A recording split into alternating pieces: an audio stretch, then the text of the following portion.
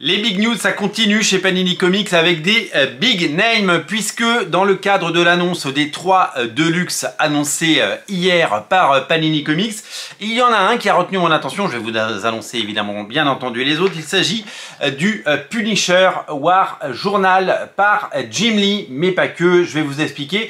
J'ai la chance d'avoir les 5 premiers numéros. Je crois que je les ai achetés aux États-Unis à l'époque dans des bacs pas chers. Je dois avoir ça depuis 25 ans dans ma collection.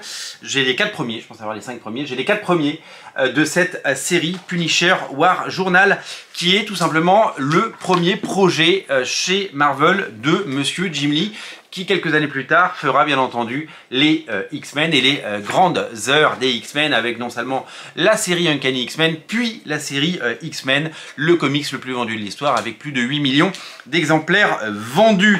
Cette série Punisher War Journal est une série qui est scénarisée et dessinée pour la partie crayonnée, le layout, ce qu'on appelle, c'est-à-dire en fait le layout, c'est pas vraiment le dessin préparatoire, c'est pas vraiment le dessin fini, c'est un peu le brouillon, c'est un peu la mise en place des personnages.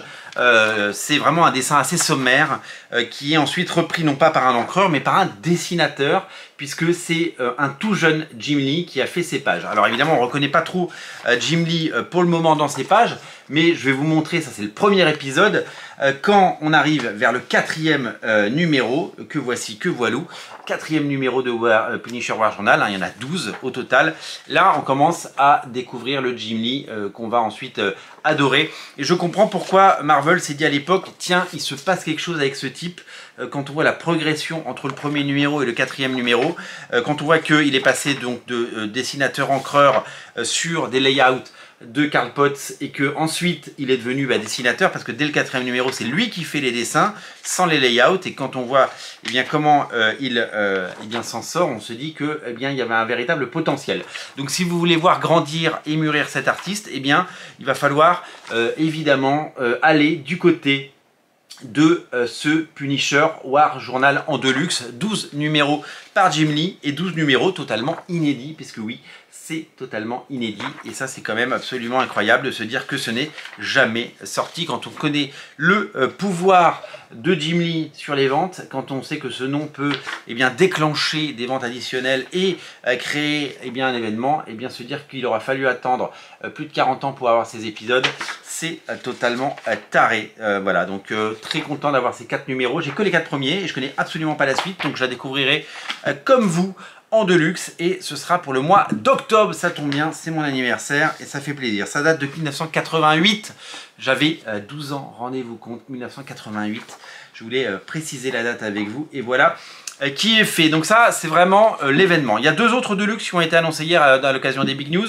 Le 3e tome de Amazing Spider-Man par Zeb Wells en Deluxe. Vous le savez, ça ne passe pas par la case 100%, directement en Deluxe. Il y a déjà 2 tomes qui sont sortis. Zeb Wells, John Romita Jr. et Terry Dodson sont aux manettes de ce comics. Donc vous allez pouvoir le découvrir et peut-être vous régaler. Et enfin, Thor tome 4.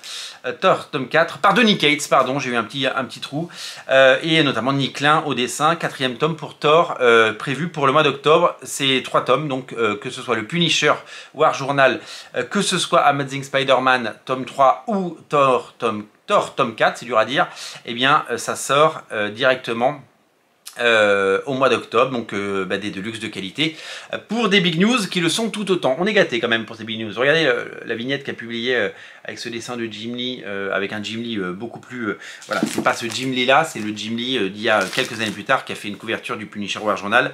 En tout cas, on va se régaler. Donc je suis allé chercher dans ma collection ces épisodes pour pouvoir vous les montrer. Quel plaisir d'avoir ça dans ma collection et de pouvoir vous le proposer. C'est très marrant de se dire que Jim Lee a débuté sur Punisher War Journal, parce que Wells Portacio, avec qui il partageait son studio, même je crois son appartement, puis avec qui ils ont fait fortune avec les X-Men, puis le studio Wildstorm avec toutes les séries Wildcats, Wetworks et compagnie, Stormwatch, et bien de se dire que les deux ont commencé sur Punisher chez Marvel, ça a été une belle porte d'entrée, une jolie carte de visite, et bien entendu le chemin, le sentier du succès qu'on leur connaîtra des années plus tard. Punisher par Jim Lee en deluxe chez Panini, c'est l'info à retenir.